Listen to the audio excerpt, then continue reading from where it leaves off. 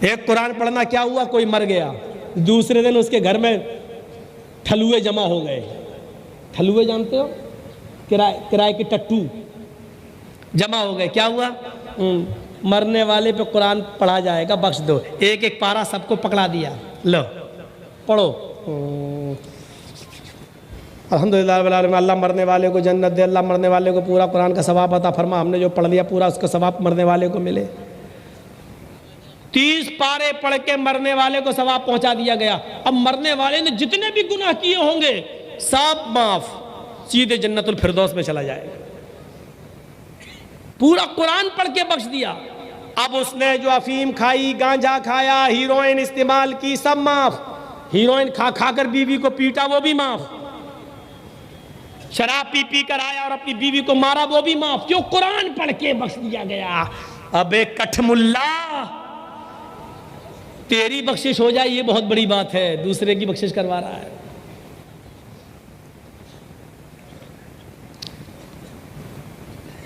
کہیں نہیں ملتا. اللہ کے رسول صلی اللہ علیہ وسلم اس دنیا سے رخصت ہوئے تو صحابہ کرام نے قرآن پڑھا ہو. ابو بکر اس دنیا سے رخصت ہوئے تو صحابہ نے قرآن پڑھا ہو. اللہ کے رسول صلی اللہ علیہ وسلم کی بیٹی زینب کا انتقال ہوا ہو تو اللہ کے رسول نے قرآن پڑھ کے بخشا ہو. اللہ کے نبی کی بیٹی رقیہ کا انتقال ہوا تو اللہ کے نبی نے قرآن پڑھ کے بخشا ہو. یا صحابہ نے آ کر قرآن پڑھا ہو. نبی کی تیسری بیٹی ام کلثوم کا انتقال ہوا، کبھی اللہ کے رسول نے اور صحابہ نے قرآن پڑھ کے بخشا ہو. اللہ کے نبی کے زمانے میں اتنے صحابہ کا انتقال ہوا، کبھی سارے صحابہ اور اللہ کے رسول نے جمع ہو کر کبھی قرآن پڑھ کے بخشا ہو. اے کٹھ ملا، پورے بھارت کے، پوری دنیا کے ملا مولویوں مجھے بتاؤ، ایک دلیل مجھے دکھا دو کہ اللہ کے رسول نے اور تمام صحابہ نے مل کر کسی صحابی پر پڑھ کے بخشا ہو.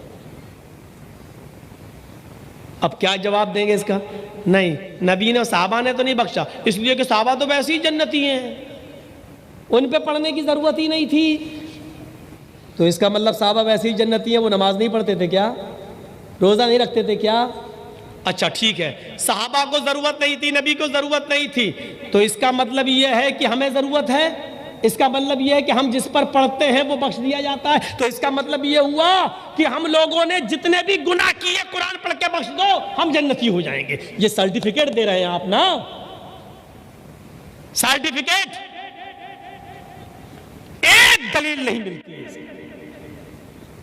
مرنے والے کے لیے صرف آپ یہ کام کر سکتے ہیں، مسجد میں گئے، آپ نے ظہر کی نماز پڑھی، نماز پڑھنے کے بعد امام کا انتظار مت کیجئے.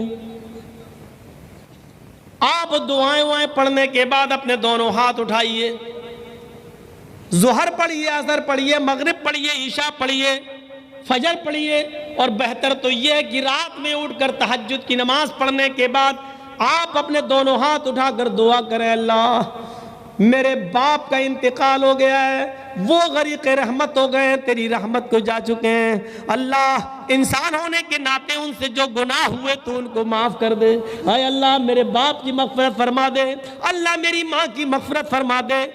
یہ دعا آپ کر سکتے ہیں. اس کی اجازت اللہ کے رسول نے دی ہے کہ نیک بیٹا اپنے ماں باپ کے لیے دعا کر سکتا ہے، اولاد اپنے ماں باپ اور رشتہ داروں کے لیے صدقہ و خیرات بھی کر سکتی ہے. یہ لیجئے 1000 روپیہ میں دے رہا ہوں، مسجد میں لگا دیجئے. اے اللہ دل میں نیت کر لیجئے، یہ میں مسجد میں جو 1000 روپیہ دے رہا ہوں اس کا ثواب تو میرے باپ کو دے دے، میری ماں کو عطا فرما دے، میری بڑی بہن کو عطا فرما دے، میرے بڑے بھائی کو عطا فرما دے.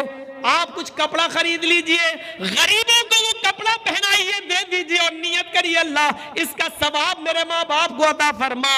آپ کو بھی ملے گا اور آپ کے ماں باپ کو بھی ملے گا.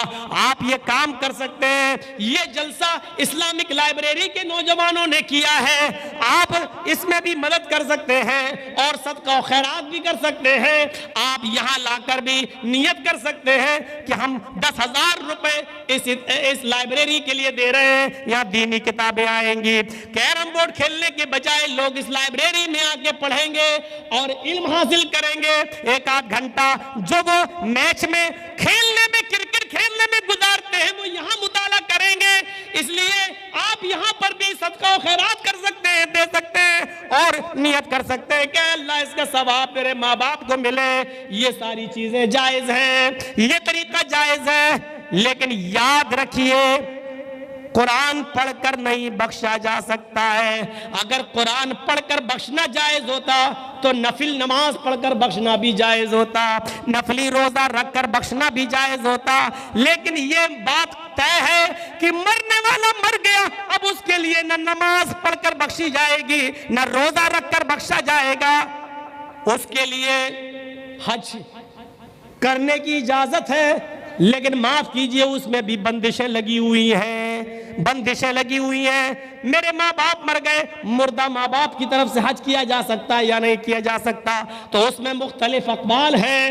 بعض ہمارے اہل علم حضرات یہ کہتے ہیں کہ مرے ہوئے آدمی کی طرف سے حج اس شکل میں کرنا جائز ہے اگر وہ اپنی زندگی میں پیسے والا تھا، امیر تھا، دولت مند تھا اور حج اس پر فرض تھا، لیکن وہ کسی وجہ سے نہیں کر سکا تو اس کی طرف سے حج کیا جا سکتا ہے، اس لیے کہ وہ حج فرض تھا۔ پھر کیوں نہیں گیا؟ اس نے سوچا بیٹی کی شادی ہو جائے، بیٹے کی ہو جائے تب جائیں گے، حج فرض تھا پھر نہیں گیا تو اس کی طرف سے کیا جا سکتا ہے۔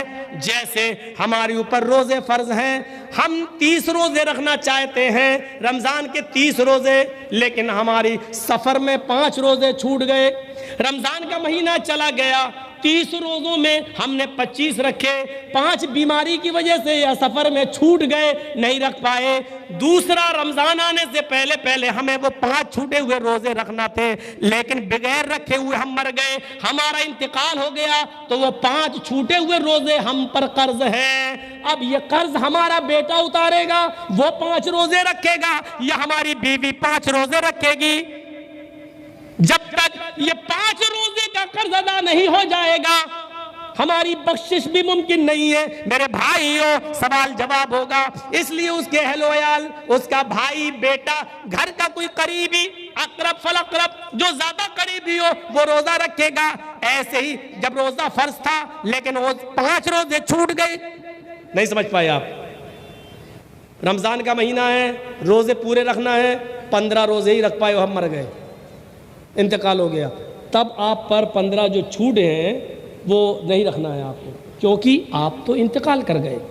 جب انتقال کر گئے، اذا مات الانسان فانقطع عملہ، جب انسان مر جائے تو اس کا عمل منقطع، وہ چھوٹے نہیں ہیں آپ کے، آپ تو بیچ میں ہی دم توڑ گئے، اس لیے جو روزے باقی ہیں وہ آپ کو نہیں رکھنا ہے۔ لیکن آپ نے پورا رمضان کا مہینہ پایا، پورے رمضان کے مہینے 30 آپ نے 30 دن پایا آپ نے، لیکن آپ کے 5 روزے چھوٹ گئے، 6 چھوٹ گئے، 10 چھوٹ گئے سفر کی وجہ سے یا بیماری کی وجہ سے، اور رمضان کا مہینہ ختم ہو کے آپ عید پہ بھی رہے، بقرعید میں بھی رہے، محرم پہ بھی رہے، آپ زندہ رہے، اور دوسرا رمضان آنے سے پہلے آپ کا انتقال ہو گیا، تو یہ چھوٹے ہوئے روزے ہیں جو آپ پر فرض تھے، یہ آپ کے گھر والوں کو رکھنا پڑیں گے۔ ایسے ہی جس کے اوپر حج فرض تھا اور حج نہیں کر سکا تو اس کی طرف سے حج کیا جائے گا، اس کے بچے یا اس کے اہل و عیال حج کریں گے اس کی طرف سے، کیونکہ اس کے اوپر حج فرض تھا، لیکن وہ غریب تھا، وہاں تک جانے کی طاقت ہی نہیں تھی، اس کے اوپر حج فرض ہی نہیں تھا، تب ایسی صورت میں اس کی طرف سے حج نہیں کیا جائے گا۔ ہاں ایک شکل ہے، اگر وہ مرنے سے پہلے یہ کہہ جائے میرے بیٹے اللہ نے مجھے تو کچھ نہیں دیا، ہم تو نہیں جا سکے حج کرنے، لیکن اللہ اگر تمہیں دے دے اور تم اپنا حج کراؤ اور پھر بھی اللہ تمہیں اور دے تو تم میری طرف سے بھی حج کر لینا، تب آپ کر سکتے ہیں، کیونکہ باپ وصیت کر گیا تھا۔ لیکن اب حج والی عبادت کو قرآن کے اوپر نہیں چسپا کی جائے گی، جو جہاں کی دلیل ہے وہ وہیں تک چلے گی، جو جہاں کی دلیل ہے وہ وہیں تک چلے گی۔ اب روزے پر قرآن کو آپ چسپا نہیں کر سکتے ہیں، ورنہ نماز پر بھی چسپا کرنا پڑے گا اور دوسری چیزوں پر بھی لاگو کرنا پڑے گا جو غلط ہوگا۔ مسئلہ آگے، تو تلاوت کس کو کہتے ہیں؟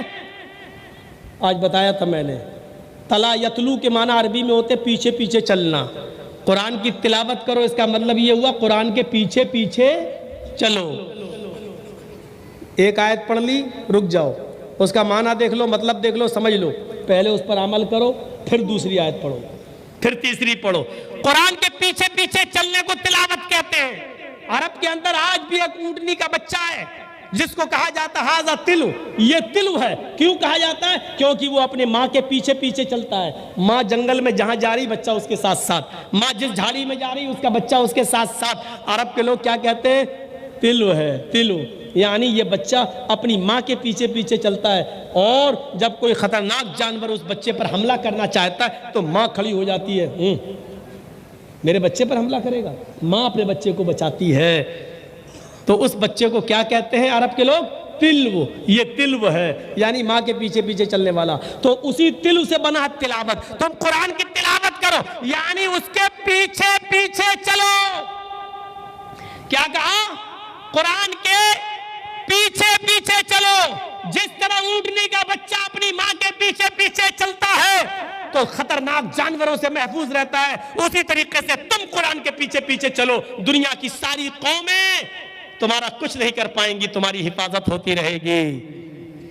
یہ کالے قانون یہ کچھ نہیں کر پائیں گے ہمارا۔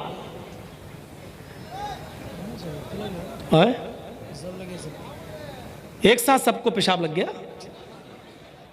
تعجب ہے یار۔